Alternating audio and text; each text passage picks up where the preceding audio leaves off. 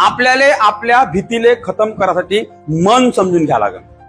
You have to understand first of all your heart, your mind, your intuition.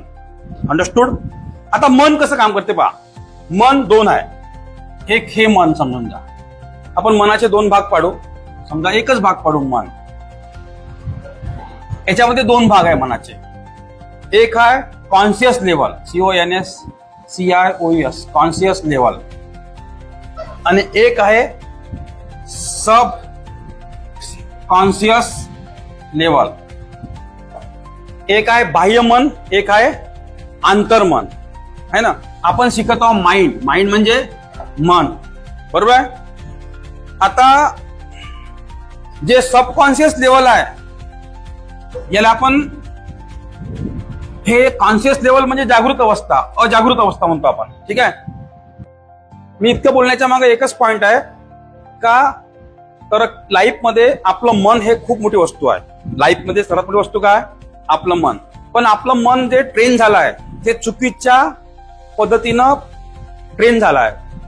आपण जे गरीब राहतो हजारो वर्षापासून, किंवा आपण हजारो वर्ष गुलाम होतो, तर आपल्या मनाचं ट्रेनिंग जे आहे ते चुकीचं मिळालं. त्या मनाच्या ट्रेनिंगले आपल्याला चेंज करायचं आहे. काय करायचं आहे? आपल्याला आपल्या मनाच्या ट्रेनिंगले चेंज करायचं आहे. आणि मन तसं ट्रेन झाल्यामुळे तेवढ्याच लेवलवर आपण आपलं आयुष्य खेळवतो. आपण तेवढ्याच लेवलवर खेळतो. असं नाही आहे का जे मोठमोठे उद्योगपती बनले त्याले काही एक्स्ट्रा हात दिले निसर्गानं, एक्स्ट्रा पाय दिले, एक्स्ट्रा ब्रेन दिला, ब्रेनले एक्स्ट्रा डोळे दिले, एक्स्ट्रा नाक दिलं, एक्स्ट्रा कान दिलं, असं काहीच नाही आहे. जे जगातले खूप मोठे मोठे लोक बनले आहे, उद्योगपती बनले आहे, मोठमोठे आलेशान जीवन जगलेले आहे, त्या लोकांपाशी 5 फूट 6 इंच, 5 फूट 8 इंच, 5 फूट 10 इंच तेवढीच हाईट आहे. त्याला आपल्यावानीच हात आहे, आपल्यावानीच पाय आहे, आपल्यावानीच डोळे आहे, आपल्यावानीच नाक आहे, आपल्यावानीच कान आहे, आपल्यावानी सर्व अवयव कसे आहे? सेम आहे. एकाही ऑर्गन मध्ये फरक नाही आहे. फक्त वातावरणानुसार कोणी गोरे आहे, कोणी सावळे आहे, कोणी काळे आहे, कोणाची हाईट अचानक जास्त वाढ 6 फूट झाली आहे, कोणाची हाईट 8.5 फूट झाली आहे. बरोबर आहे. लागस तर सर्वात प्रभावी लोक जगातले कमी हाईट वालेच आहे. सचिन तेंडुलकर सर्वात प्रभावी आहे, कमी हाईट आहे. आमिर खान सर्वात प्रभावी आहे, कमी हाईट वाला व्यक्ती आहे. शाहरुख खान पाहायला काही खास नव्हता तरी जगाचा टॉपचा ऍक्टर आहे. बरोबर आहे का नाही? असं नाही का खूप स्मार्ट लोक खूप सक्सेसफुल झाले आहे बा म्हणून, असंही नाही आहे. फक्त नाही का प्रॉब्लेम एकाच ठिकाणी आहे, सर्वाले मन आहे. सर्वाले काय आहे? मन आहे. आणि मन काम कसं करते याच्यावर सर्व डिपेंड करते. सर्वात पहिला मुद्दा, जर तुम्हाला काहीतरी मोठं बनायचं असेल तर तुम्हाला तुमच्या मनाचा अवाका व्यापक करावा लागतो. मग मनाचा अवाका चेंज कसा होईल? तर पहिले तुम्हाला समजून घ्यायला लागेल मन कसं काम करते. How does mind works. तुम्हाला सांगतो पहा. हे बाह्य मन आहे. या बाह्य मनावर वारंवार वारंवार वारंवार वारंवार वारंवार वारंवार जे गोष्ट हॅमर होते, बरोबर आहे, जे गोष्ट बंबार्ड होते, जे गोष्ट रिपीट होते, ती हळूहळू हळूहळू हळूहळू काही दिवसानंतर आपल्या आंतरमनामध्ये घर करून बसते. काय करून बसते? घर करून बसते. आणि जे गोष्ट या आंतरमनात घर करून बसली तसं आपलं व्यक्तिमत्व बनते. काय बनते? व्यक्तिमत्व बनते.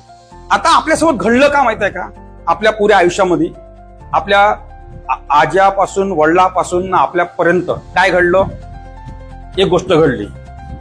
कोणती गोष्ट घडली? मनीमध्ये सांगतोय. मनीमध्ये अंथरून पाहून पाय पसरावे, म्हणजे आपल्या लिमिटमध्ये वाग, असं म्हणलंय तुम्हाला. जो का घाले जन्मासी तो ना मारे उपासी. म्हणजे काय कर? विश्वास ठेव त्याच्यावर. कोणावर? देवावर. विश्वास ठेव नशिबावर. बरोबर आहे. सातच्या आत घरात. बरोबर आहे. चटणी मीठ खाऊ खा पण गावात राहू. चटणी मीठ खाऊ पण गावात राहू. अमेरिका, इंग्लंड, रशियाला नाही जाऊ. चटणी मीठ खाऊ पण गावात राहू. बरोबर आहे. आणि मोठे लोक हे चुकीचे असते, गरीब लोक हे समाधानी असते. बरोबर आहे. अजून काय घडलं आपल्यासोबत? आपले वडील कंपनीत होते, आपले वडील शेती करे, आपले वडील मजुरी करे, तर आपल्या वडिलांना मार्गदर्शन काय केलं? आपल्या बाह्य मनावर काय हमवार केलं? तुला माहिती आहे का बापू? रक्त आटवा लागते, 10-10 घंटे कंपनीत काम करावं लागते, तेव्हा 4 पैशाची कमाई होते. त्याच्या मनात काय घुसलं तर रक्त आटवा लागते, 10-10, 12-12 घंटे मेहनत करावं लागते, मगच 4 पैसे कमवणं होते. मगच 4 पैसे कमवणं होते. बरोबर आहे. म्हणजे चिल्लर चिल्लर चिल्लर चिल्लर गोष्टी नाही का आपल्या बाह्य मनावर हॅम्बर झाल्या. मग त्या कुठे घुसल्या? मग आपलं अंतर्मन त्याच लेवलवर काम करत आहे, चिल्लर लेवलवर. बरोबर आहे. चिल्लर लेवलवर आपलं अंतर्मन काम करत आहे. तर तुम्हाला करायचं काय? तुम्हाला पहिले बाह्य मनावर जे तुमची हॅमरिंग होत आहे चुकीची, त्या हॅमरिंग थांबवून नाही का तुम्हाला पॉवरफुल हॅमरिंग टाकायची. म्हणजे जुनी हॅमरिंग तुम्हाला हळूहळू डिलीट मारावं लागेल आणि नवीन हॅमरिंग सुरू करावं लागेल. मग तुम्हाला हॅमरिंग कशी करावं लागेल? तुमच्या बाह्य मनावर now I am the best man, now I am the best man, yes I can do, yes I can do, yes I am the businessman, yes I am the businessman. स्वतःला नाही का रोज feel करायचं का मी businessman आहो, मी businessman आहो, मी businessman आहो. पहिले नाही का तुमच्या लोक बी हसेल, तुम्ही स्वतःला म्हणाल मी बिझनेसमॅन आहो, मी आता पाहिजे चांगले बिझनेस उभे करणार आहोत. आता छोटासा उद्योग उभा केला, लोक बैताळ आहे का, अक्कल आहे का, सक्सेस होते का, हा डुबला, तो डुबला, तो डुबला. लोक पुन्हा नाही का निगेटिव्ह हॅमरिंग करत. बरोबर आहे. मग पुन्हा अंतर्मनात जाईल, पुन्हा तुम्ही निगेटिव्ह व्हा. बरोबर आहे. मोठा चालला इंग्लिश बोलाले, काम करायचा संवाद नाही, असे गोष्टी हॅमर करण. आपल्या लहान पोराला माहितीये का आपली हॅमर करते, याला अक्कल नाही आहे, याला दिमाग नाही आहे, याला जमत नाही, मठ्ठच राहिला, शेमडा असा आहे. आणि आपल्याला घरी टोकन नाव भेटते माहितीये कोणतं? माझं नाव जगदीश असन तर जग्या म्हणते, रमेश असन तर रम्या म्हणते, है ना, कवी असन तर कवडू म्हणते. म्हणजे असे नावं घेते का त्याच्या नाही का बाह्य मनावर हॅमर का होते, चिल्लर नावं आपले. याच ठिकाणी मारवाडी बांधव असन निर्मेश बाबू, राजू बाबू, राकेश बाबू, बुडा असन म्हातारा जाओ राकेश बाबू बोला गेला बाबू. म्हणजे ते का करते, त्याचा जो आत्मसन्मान आहे, त्याचा कॉन्फिडन्स लेवल आहे, त्याची जे पोझिशनिंग आहे ते काय करते, लहान वयापासून वाढवते. त्या पोरावर लहान वयात हॅमर करते, तू बाबू आहे, तू कोण आहे, बाबू आहे, तू कोण आहे, मालक आहे, तू कोण आहे, डिसिजन मेकर आहे, तू कोण आहे, परफेक्ट व्यक्ती आहे. आपल्या इथं कसं होते, पोरगी असन सोनू, बाले आहे ना, चिकू, चिल्लर चिल्लर नावं घेते. तिची जे छोटी छोटी म्हणते ते मोठी होते, तिला छोटी म्हणते. तिची जे आत्मसन्मान आहे, इमेज लेवल आहे, ती काय करते, तिच्या नजरेत काय करते, डाऊन करते. मग ते कुठं घुसते, चौकशी मांडते. तुम्ही एक एक्झाम्पल घ्या, जर तुम्हाला एक्झाम्पल पटत असेल तर. शिवाजी महाराज राजे का बनले माहिती, एकच कारणाने बनले राजे. ते त्याच्या आईने एकच काम केलं, कोणतं? आपल्या पोराले कधी शिवाजी नाही म्हणलं का शिवा नाही म्हणलं. तिनं लहान वयापासून राजे म्हणलं, राजे राजे इकडे या, राजे हे करा, राजे ते वस्तू आणा, राजे तिकडे त्याला जाऊन भेटा, राजे राजे. त्याच्या बाह्य मनावर काय हॅमरिंग झालं, राजे. मग त्याला अंतर्मनात का फील झालं, जेव्हा लहान वयापासून. लक्षात घ्या, कोणत्याही मुलाची जडण घडण हे चाइल्डहुड पासून होतं. जर खूप लहान वयात जर तुमच्या आई वडिलांना तुम्हाला तू करू शकते, तू करू शकते, तू करू शकते, तू पॉवरफुल आहे, तुझ्यात ताकद आहे खूप, तू क्षमतावान व्यक्ती आहे, तू कॅपेबल नसन, खतम बी असन तरी तूच करू शकते, तूच करू शकते, yes you can do, yes you can do, तू हुशार आहे. मी नोटीस केली गोष्ट, मी माझ्या क्लासमध्ये मोठं पोरं घेतले, ज्याला 3 फॉर्म बी पाठ नव्हते, टेस्ट येत नव्हते, शिकवलं, हा यस यू कॅन डू, हा तू मॉन्टर आहे, तू बेस्ट मॉन्टर आहे, तू बेस्ट मॉन्टर. असं करत करत केव्हा मोठे मॉन्टर बनले मलाच समजलं नाही. ते असं करत करत केव्हा ते चांगले वक्ता बनले मलाच कळलं नाही. बस तू करू शकते, फक्त विश्वास टाकला का, yes you can do, yes you can do, yes you can do. कारण का नाही का, मेन कसं आहे, यानं मान्य केलं पाहिजे. कोण? अंतर्मनानं. अंतर्मनानं जर तुमच्या मान्य केलं का तुम्ही पॉवरफुल आहोत, जिंदगीची कोणती ताकद तुम्हाला मग रोखू शकत नाही, तुम्ही मग रिअली पॉवरफुल बनता. फक्त अंतर्मन मान्य केव्हा करते, जेव्हा बाह्य मनावर 100 वेळा हॅमर होते. 1 वेळा 2 वेळा नाही. समजा मी माझं भाषण दिलं, हे झालं 1 वेळा हॅमरिंग.